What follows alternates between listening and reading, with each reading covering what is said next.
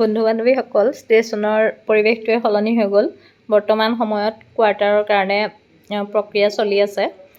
F type quarter বনোৱা হ'ব। এয়া আমাৰ ছাইডৰ টুকুৰা। ইয়াত আগতে গছ আছিলে, গছখিনি কাটি পেলোৱা হ'ল। আটাইতকৈ বেয়া লগা কথা, আগতে জেগা টুকুৰা মুকলি আছিলে। এতিয়া যিহেতু বিল্ডিং বনিব, ডাঙৰ বিল্ডিং বনিব, গৰম হ'ব বেছি আৰু অকণমান মুকলিমূৰীয়াকৈ ওলাই ইফাল সিফাল কৰিবলৈও জেগা নাইকিয়া হৈ যাব। যিহেতু ষ্টেচনৰ এৰিয়াটো বহুত ডাঙৰ নহয়। ষ্টেচনৰ কোৱাৰ্টাৰ বহুত কম আছিলে। আগতে এফ টাইপ কোৱাৰ্টাৰ মাত্ৰ 4টা। সেয়েহে আৰু অলপ বঢ়োৱাৰ প্ৰস্তুতি চলি আছে।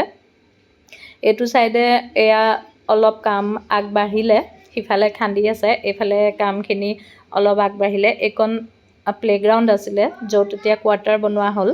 বহুখিনি ল'ৰা পৰিয়াল লৈ ভাড়াত থাকিবলগীয়া হৈছিল। বৰ্তমান কোৱাৰ্টাৰখিনি হোৱাৰ পিছত তেওঁলোকে ইয়ালৈ অহাৰ সুবিধা পাব। সেইটো দেখা পাইছে, সেইটো অফিচ বিল্ডিং। অফিচ বিল্ডিঙৰ পাছতে প্লে'গ্ৰাউণ্ডখনত কোৱাৰ্টাৰৰ প্ৰস্তুতি চলি আছে। তেওঁলোকে প্ৰায় 6 মাহৰ ভিতৰত কামখিনি সম্পূৰ্ণ কৰি দিম বুলি জনাইছে।